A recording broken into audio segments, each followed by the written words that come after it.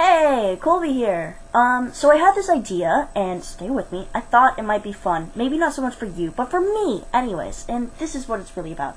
I thought I would kind of do, like, a run-through of all the characters from D. Grayman, like, my opinions on them, what I think of them. Nothing all too negative, except for Johnny, of course. Just kind of like D. Grayman in a nutshell kind of deal, but character by character, because if we tried to put the entire series in a nutshell, it just would not work. Let's be serious, guys. This fucking, how many 210 chapters! Yay! That's a lot of fucking chapters.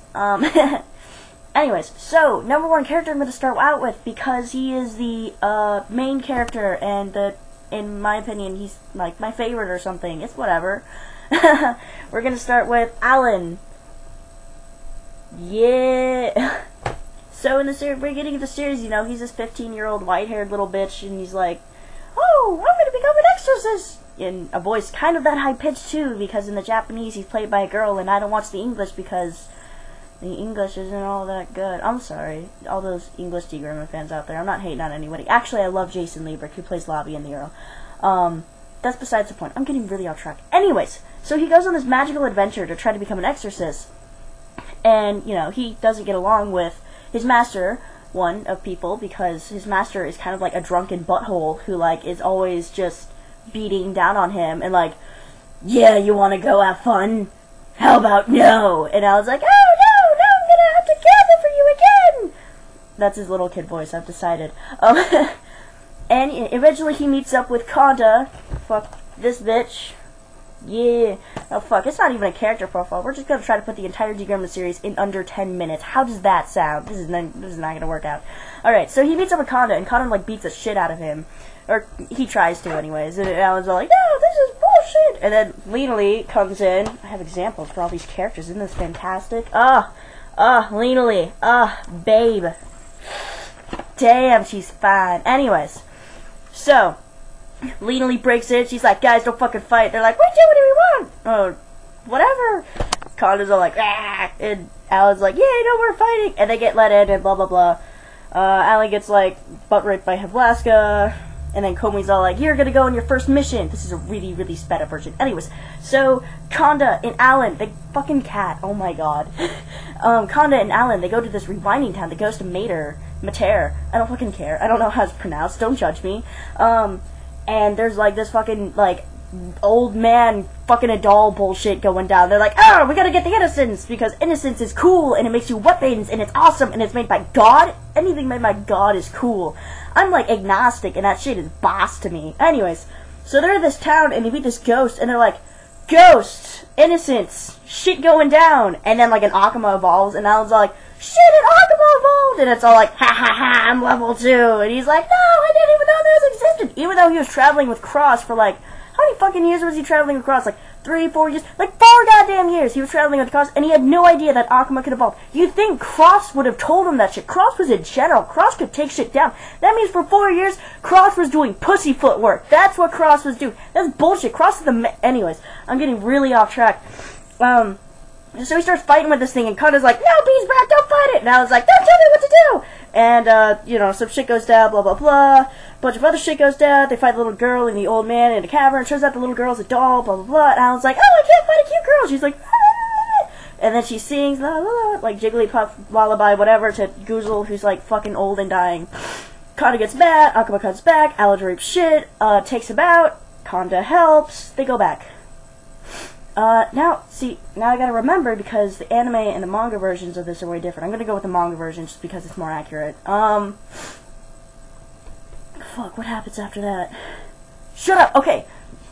That was not the rewinding town. That was the Ghost of Mater town. This is the rewinding town. I'm fucking shit up.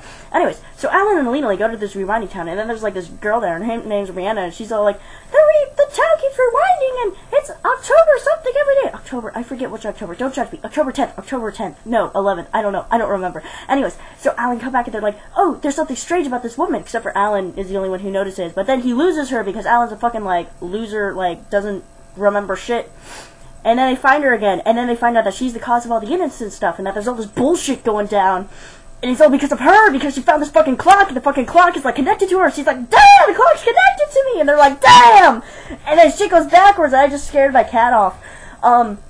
And so, and then the fucking, they're like, okay, what if we help you get a job? If we help you get a job because she can't get a job. If we help you get a job, maybe then you can, like, reverse the innocence, and it'll be cool, and everything will be fine again. And she's like, yay, that sounds like a great idea! Only not so enthusiastic because she's not an enthusiast. Anyways, so they start trying to get her a job, and then this one bitch shows up, and you can't tell if she's a boy or a girl because she doesn't explain it till, you know, Troll Shino comes back. She's like, oh yeah, by the way, it's a girl. And then this fucking Roach, she doesn't even have, like, a girl's name. She has, like, a almost girl's name. She's like my name, Colby. Nobody can tell with that. Fuck. And Roach's like, oh, you have innocence? And Murder's like, yeah, you have innocence. And she's like, yeah! And then these Akuma show up and they start, like, raping shit with Alan Lee, like, beat the shit out of him, take him out. Which is really funny because Alan almost had him beat, like, just a couple, like, pages ago. Fuck that. No, they get beat. Alan gets, like, frozen. Then he gets his arm nailed to a wall. Yeah, you think you had it tough? Jesus? Guess who got his arm nailed to a wall? It's fucking made out of metal. I'm just kidding, Jesus. You had it really hard. I'm sorry. Anyways, so, and then Rhodes are like, by the way, we're the clan of Noah. And they're like, what the fuck is Noah? And they're like, we're human. And Alan's like, bullshit. And she's like, yeah, shit. And she comes up and gives him a hug. And he's like, what the fuck? And then she takes her face out. And she's a zombie. She's a zombie of all these. Holy shit, she's a fucking zombie. And Alan's like, God damn, this is like weird. He almost starts crying because, you know, he's kind of a bitch. But, he, you know, he's our bitch. Lena Lee's like frozen. She's gone. Miranda's off crying because, you know, her hands are nailed to a clock and it's upsetting, and Alan's like, I'll save you! And he rips his arm out because he's a badass, and then he gets all like, ah! And then she sticks a candle in his eye, and he's like, fuck! And she's like, ah! And he goes over and he's like, don't stick candles into Miranda! And she's like, I do what I want! And she fires all these candles and they get stuck in him, and it's really nasty, and you're like, oh, Alan! And she's like, oh, Alan!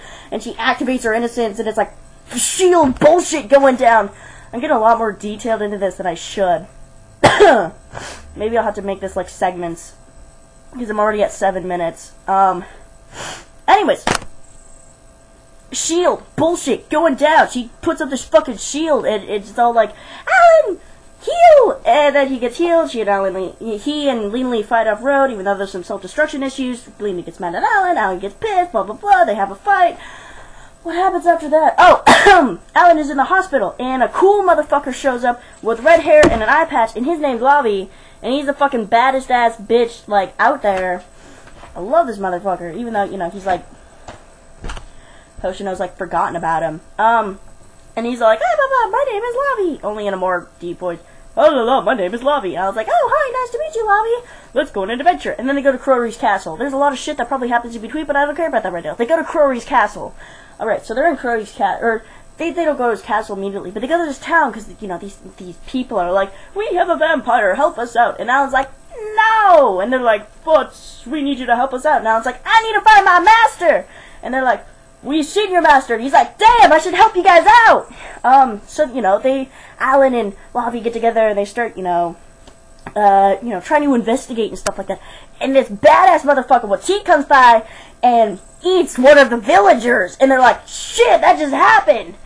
And they're like, fuck. So they go to this castle. They're like, we're going to take this vampire out. So they go inside this castle, right? And they meet this vampire. And he's like, ha ha ha, I'm Arista Crowley. I'm probably pronouncing this wrong, but blah blah blah. And they're like, ah, fuck, he's like eating people. We should go avenge those people and stop this motherfucker. So they go inside this castle, and there's this hot bitch there, and all these flowers are trying to eat them, but Lavi's all like, hot bitches, yeah! And Alan's like, Lavi, quit looking at the hot dames and help me out. And Lavi's like, no, man, I got business to attend to. Turns out the hot bitch is actually an Akuma. You don't find that out till later, though.